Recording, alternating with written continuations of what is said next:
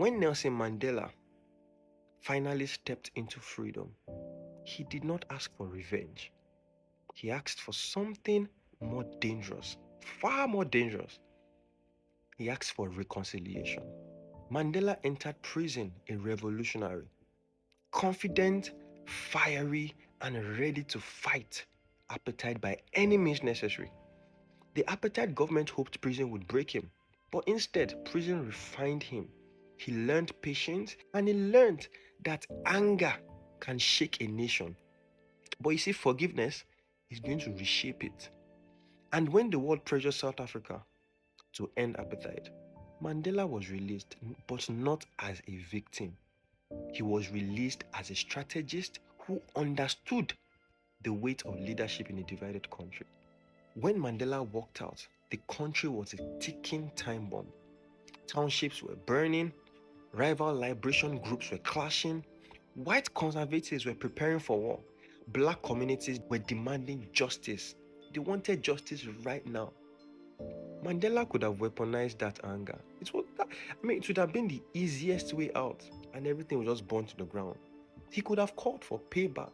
He had every right to ask for payback because they are taking so much from them. The people would have followed him. Trust, they would have followed him. Instead, what did he do? He told the angry youth, "Your bitterness is justified, but we cannot build our future with it." And slowly the temperature of the country changed. Everything cooled down. One of Mandela's greatest leadership choices was one of his most controversial. He sat at the table with the same people who jailed him. Talk about a man who is in control of his emotions, who is in control of his senses, not because they deserved kindness, but because South Africa deserved peace. He could see the bigger picture. He could see the long game. A lot of our leaders these days are very short-sighted. Very short-sighted. They are all about what they can eat. They get all they can. They can all they get, and then they sit on the can. That's all we know. Our leaders, that's all they know. The negotiations were slow and painful, filled with sabotage and bloodshed. But you see, Mandela understood one thing many African nations never fully embraced. Revolution creates change, but you see, reconciliation sustains it. Without reconciliation, a new nation simply inherits old hatred. And what happens when you inherit old hatred? You repeat the cycle. Mandela already saw that, so he asked for reconciliation. Mandela's choices reshaped Africa's mentality in ways people nearly notice. He taught the continent that forgiveness is not weakness. But you see, there's a second side to that legacy. Many African leaders today use peace as a shield against accountability.